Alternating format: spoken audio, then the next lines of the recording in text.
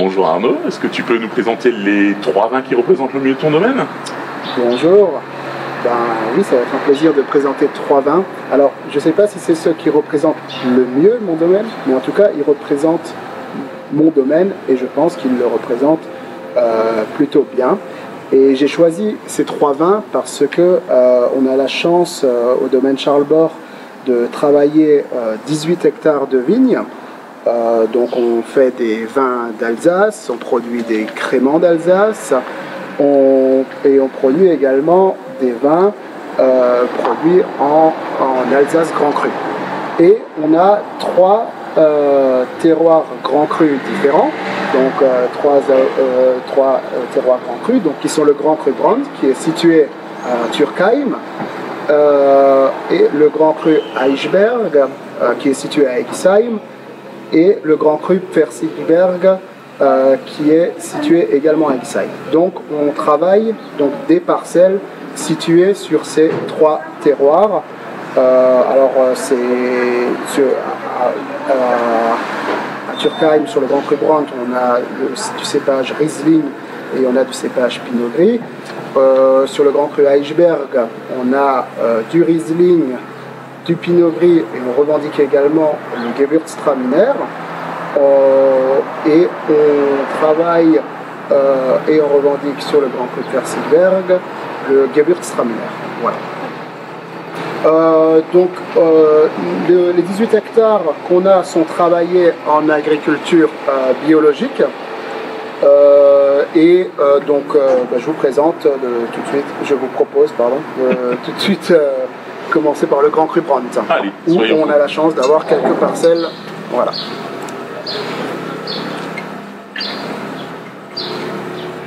Le domaine fait quelle surface?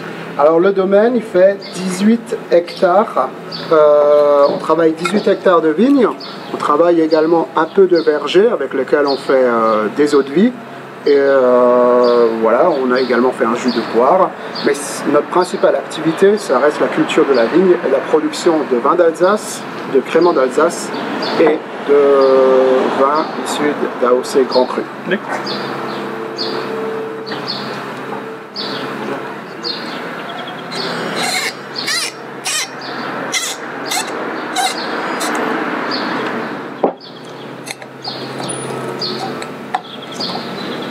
Voilà. Alors, le premier vin, c'est un Grand Cru Brandt, millésime 2015.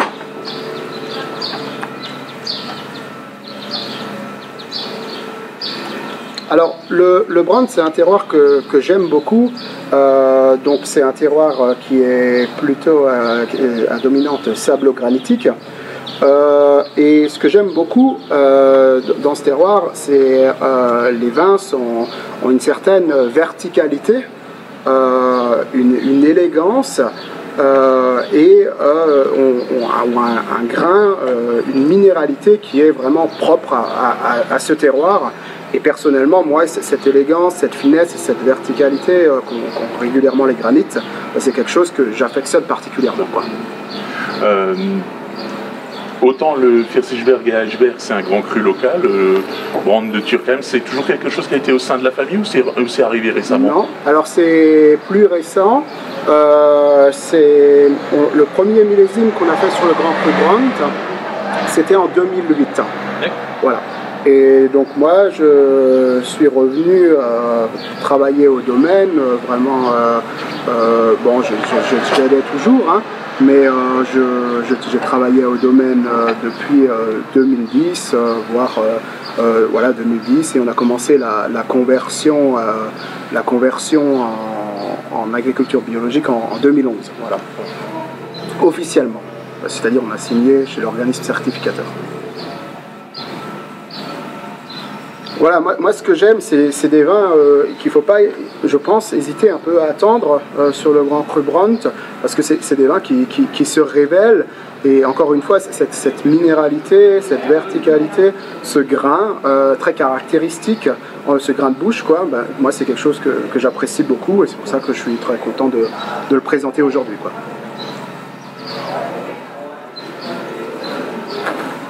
on sort de table, mais là maintenant, de but en blanc, tu le prendrais plutôt avec quelque chose de salé ou plutôt quelque chose de sucré? Bah, pour moi, il y a presque une certaine salinité, il y a quelque chose qui se dégage. Et donc, sans hésiter, moi j'irais vraiment vers un plat salé. Salé, ouais. Et notamment, bon, alors on en parle régulièrement, je vais revenir avec ça, mais avec des noix de Saint-Jacques, voilà. Pourquoi pas. Mais avec certains poissons. Et voilà, avec des choses plutôt très pures, voilà, et qui est issues de l'eau, quoi. Donc effectivement des noix de Saint-Jacques, des poissons. Plutôt en carpaccio ou peut-être mais en cuisson? Ouais, alors c'est effectivement la réflexion que j'avais en tête en même temps que je parlais. Et pour moi, quelque chose en carpaccio ira très bien avec le granit, parce que le granit, pour moi, ça donne des vins très purs, très ciselés, ouais, tout à fait. Et du coup, voilà, juste un carpaccio et avec juste une pointe d'acidité qui peut être amenée par une pointe citronnée, par exemple, avec un citron qui a un intérêt, quoi. Hein. Pour moi, ça fait un accord qui est très intéressant. Mais je ne suis pas sommelier, je suis amateur de belle nourriture et de beaux vins, et j'aime faire mon métier, et mon métier fait que il y a de beaux accords mets et vins à faire. Et j'ai eu cette éducation. Il y a pire. Oui, ouais, parfait. Alors, on a la chance également d'avoir quelques parcelles du Grand Cru Eichberg. Alors on va continuer avec le Pinot Gris Grand Cru Eichberg. Alors le Grand Cru Eichberg, moi c'est un peu mon chouchou, parce que j'ai eu une éducation du vin depuis que je suis toujours jeune, mais depuis que je suis encore plus jeune, notamment par mon père, Armand Bord, qui est œnologue, qui a je pense objectivement donner le style des vins à notre domaine, même si on le fait évoluer. Alors souvent on parle de comment ça se passe quand deux générations arrivent. Alors quand on m'expliquait, je sais pas, quand j'étais à l'école, que ça se passe pas bien, qu'on peut s'engueuler. Et là je sais pas si on peut pas dire, je veux pas dire c'est fusionnel, mais ça se passe vraiment dans un très grand respect et dans une volonté réciproque de progresser, d'avancer et de faire en sorte que les vins exprime le mieux possible le terroir, le lieu, et j'ai de la chance d'être accompagné aussi longtemps par mon père, Armand Bord, parce que c'est quelqu'un qui a un naturel, mon frère pourrait le confirmer, qui a un naturel exigeant, et du coup, il ne te laisse pas faire n'importe quoi. Et ça, c'est quand tu es jeune, c'est plutôt une chance, quoi. Voilà. Est-ce que la vigne, c'était comme une évidence, étant enfant? Alors c'est une très bonne question. Alors il paraît que quand j'étais à la maternelle, j'avais dit à la maîtresse qu'un après-midi que je ne peux pas venir parce qu'il y a les vendanges. Alors quand on a dit ça, je crois que tout est dit. Moi, depuis que je suis petit, j'aime ça. Je crois que c'est mon grand-père aussi, Charles Bord, qui est d'ailleurs le nom du domaine. Charles Bord m'emmenait dans les vignes, mais il m'apprenait ça sous forme de jeu. Et je me prenais littéralement au jeu. Je sais qu'on était vraiment très proches. Là, on peut presque parler d'une relation quasi fusionnelle. Là. Et je sais qu'on en parlait quand on n'était plus dans les vignes. On parlait de raisins, de vignes, pourquoi ça pousse comme ça. Et il m'apprenait plein de choses il m'avait expliqué des choses. Et j'avais pensé à lui ensuite quand j'étais à l'école d'ingénieur à Purpan. Qui est une école en agriculture, en sciences du vivant, en plusieurs choses, quoi. Lors de ma formation, j'entendais des choses que mon grand-père m'avait expliquées lorsque j'étais enfant, quoi. Et donc, oui, je crois que c'était une évidence. J'aimais ça, j'aimais des hauts pressoirs, j'aimais, lorsque j'étais jeune, rapidement, je voulais faire un peu comme les travaux que mon père faisait, et pas seulement d'autres travaux. Ouais, j'aimais ça, j'ai toujours aimé ça. Et puis, quand mon grand-père il allait au village, il y avait des réunions, j'aimais écouter les vignerons parler entre eux et de leurs préoccupations et de comment ça se passait. J'ai toujours aimé ça. Voilà. Et en même temps, j'aurais presque tendance à dire que être vigneron à Aiguissem, c'est quand même bien, non? Vigneron à Aiguissem, c'est bien, et je crois que c'est enrichissant parce que on a la chance à Aiguissem, mais dans d'autres endroits. Donc quand tu fais ce métier, tu as la chance tu peux avoir la chance si, notamment, on t'a donné les bases d'apprendre, si on t'a donné un peu l'envie d'apprendre des langues étrangères, tu peux avoir la chance de rencontrer beaucoup de cultures différentes.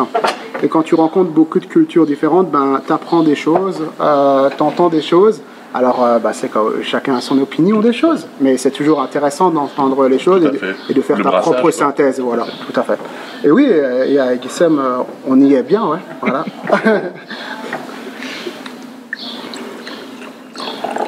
Voilà, alors le deuxième que je présente, donc c'est un Pinot Gris Grand Cru Eichberg, millésime 2016, qui est également dans un équilibre sec. Moi, c'est un vin que j'aime beaucoup. Alors là, le Grand Cru Eichberg,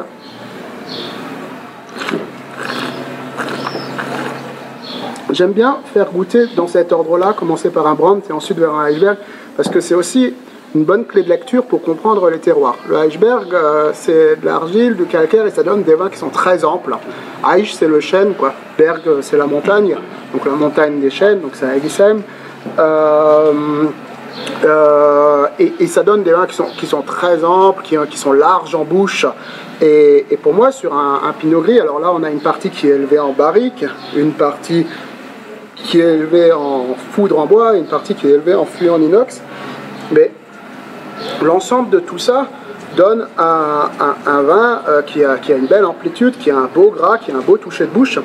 Et moi, je trouve qu'il est un peu, c'est mon avis, mais avec son équilibre, son toucher de bouche, son gras, moi ça me fait penser un peu à un petit clin d'œil à quelques vins larges qui peuvent être faits avec le cépage, avec d'autres cépages, et c'est un peu une idée un peu bourguignonne, je trouve, comme vin, quoi. Mais là, on est dans ce qu'on appelle un équilibre sec, mais on a quand même une certaine richesse, un certain fruit. Pour moi, on a là, à ce stade du vin, on a quelques arômes de fruits jaunes. Et ce côté fruits jaunes, moi, ce côté fruit, ce côté fruits jaunes à noyau, je l'ai régulièrement sur le Eichberg, quoi. Lorsque tu dégustes ce vin, quelle est la première chose à laquelle tu penses par rapport au nez, par rapport au goût? Quelle est la première pensée à laquelle tu peux souscrire tout de suite dès que tu dis tiens. Moi, quand je goûte ces vins, je trouve, avant les arômes, moi ce qui me fait vraiment ressortir, c'est la texture en bouche, quoi. C'est ça, le Eichberg, c'est une texture plutôt large, ça prend vraiment, c'est gras, c'est large en bouche. Le Brandt, c'est ce côté que moi j'appelle vertical, quoi, ce côté salin, ce côté très ciselé. Et moi, ça, c'est un peu, en anglais, enfin en français, on va le dire tout de suite en français, c'est le côté, l'ADN un peu de ces vins, c'est ça, quoi, avant les arômes. Voilà. Après, pour moi, j'aime la palette aromatique, ça fait vraiment partie d'un vin également, quoi. Mais pour moi, c'est l'ADN. Donc deux vins très différents, un même domaine. Là, on partirait plutôt vers une cuisine traditionnelle ou on peut tenter éventuellement une cuisine exotique? Non, pour moi, là, c'est plus une viande blanche, quelque chose d'assez riche, quoi, qui va reprendre, c'est-à-dire une viande blanche avec une sauce à la crème, donc un poulet de Bresse par exemple, une belle viande blanche, quoi, avec une sauce par exemple à la crème, et puis après il faut laisser s'exprimer le chef qui sera derrière, et il pourra travailler soit avec une texture de la viande, avec un croquant par exemple, ou je sais pas, ou un feuilleté, ou des choses comme ça, et tout ça va faire, et un légume, hein, mes grands-parents des deux côtés étaient maraîchers, je soutiens le maraîchage, et donc mangeons des fruits et des légumes, et donc il faudra un légume aussi bien sûr dans l'assiette, mais après je pense que tout ça, ça peut bien se marier, et ça peut donner une très belle combinaison, quoi. Je pense que par tes voyages, tu as déjà dû faire quelques accords mets et vins avec ce vin. Ouais. Quel a été pour toi l'accord, on va dire, le plus surprenant? Alors, j'ai fait quelques voyages, ça c'est vrai. Par contre, avec ce vin de Pinot Gris 2016 Grand Cru Eichberg, j'en ai pas fait, je crois. Voilà. Mais l'accord le plus surprenant, j'ai eu beaucoup de beaux accords. Mais là, ça me fait une transition parfaite, merci beaucoup, parce que l'accord que je trouve toujours extraordinaire et où les gens sont toujours très étonnés, très épatés, c'est sur le Grand Cru Persigberg Gewürztraminer avec des fromages. Parce que dès qu'on est sur ce qu'on appelle des pâtes persillées, donc notamment les Roquefort ou les Bleus d'Auvergne, ou dès qu'on est sur des... Alors là, ma culture fromagère n'est peut-être pas parfaite, mais des pâtes à croûte lavée comme les Munster, c'est des choses ça va très bien se marier et les gens sont étonnés. Souvent, il y a un peu le stéréotype de on boit le vin rouge avec le fromage, et alors que je pense que plusieurs fromagers eux-mêmes le diront, il y a des très beaux accords à faire avec des vins blancs. Et là, justement, tu me parles un peu de surprise, là où j'ai fait les accords les plus surprenants et où j'ai le plus surpris les gens, c'est en général avec le Gewürztraminer Grand Cru Persigberg 2016. Parce que là, à l'occurrence, on est sur un argilo-calcaire, mais c'est différent du Eichberg. Le Eichberg, là où on est, voilà, ça c'est sur un lieu-dit, voilà, bon, ça c'est un lieu-dit aussi, dont je connais parfaitement le nom, ça n'y a pas de problème, mais ce lieu-dit, cet endroit donne des vins très amples dans le Grand Cru Eichberg. Là, dans le Grand Cru Persigberg, là où on est, ça donne des vins qui sont très élégants, très fins. Et du coup, franchement, avec des fromages, il y a des accords mets et vins qui sont extraordinaires à faire, et notamment avec des Roquefort, des Bleus d'Auvergne, avec certains aussi fromages comme les Shelton, des choses comme ça, quoi. Donc un peu britannique, enfin, des pâtes persillées de manière générale. Stilton, pardon. Ouais. Stilton, là. Je ne veux pas écorcher des noms, ni en inventer. Mais c'est pas grave. Stilton, pardon.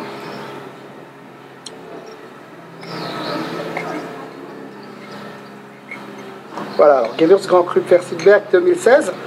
2016, personnellement, sur le domaine, on est content. On a fait des vins qui sont élégants, qui ont de la matière, hein, qui ont quand même une richesse. Et donc, on est content sur le millésime. Ces dernières années, qualitativement, c'était bien, il n'y a pas de problème. Alors voilà, ça c'est aussi, justement, je parlais de mon père, Armand Bord. Pour continuer, ça c'est vraiment c'est pour ça que je pense que ça se passe bien entre lui et moi. On a la volonté de vouloir faire du vin, mais faire avant tout du bon vin, quoi. Et ça, on l'a en commun. Et donc quand tu as ça en commun, tu as un objectif en commun. Et du coup, entre un père et un fils, c'est facile parce que tu peux aller dans la même direction et tu te donnes les moyens d'aller au même endroit, quoi. Tu disais que vous êtes en bio. Oui. Est-ce que la biodynamie est une source de réflexion? Pour l'instant, pas encore. Oui. Alors, la dernière fois qu'on m'a posé cette question, c'était pas plus tard qu'hier. Alors, non, c'est vraiment une question qu'on se pose, mais pas que depuis hier, hein, en l'occurrence. C'est, par exemple, on fait déjà un compost nous-mêmes, et là-dedans, on met des préparants, quoi. Donc, voilà, c'est un compost qui est... on travaille avec des idées de la biodynamie. On applique des principes de la biodynamie, mais aujourd'hui, on n'est pas certifié par l'organisme certificateur. Donc ça vous permet finalement de vous affiner et le jour où vous direz on y est. Voilà, on lit beaucoup de choses là-dessus également. On lit beaucoup de choses. Je crois que les deux, mon père m'en parlait aussi récemment. Bon, maintenant on se lance, on y va. On veut y aller, mais c'est comme le bio. Moi, ce que j'expliquais aussi, c'est le bio. Moi, j'ai fait une école en 5 ans, quoi, hein, donc à Purpan.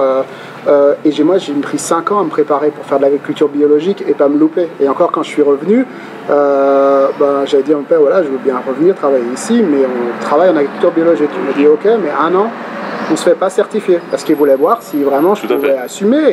Et ici, on allait assumer, et avec les contraintes qui vont avec.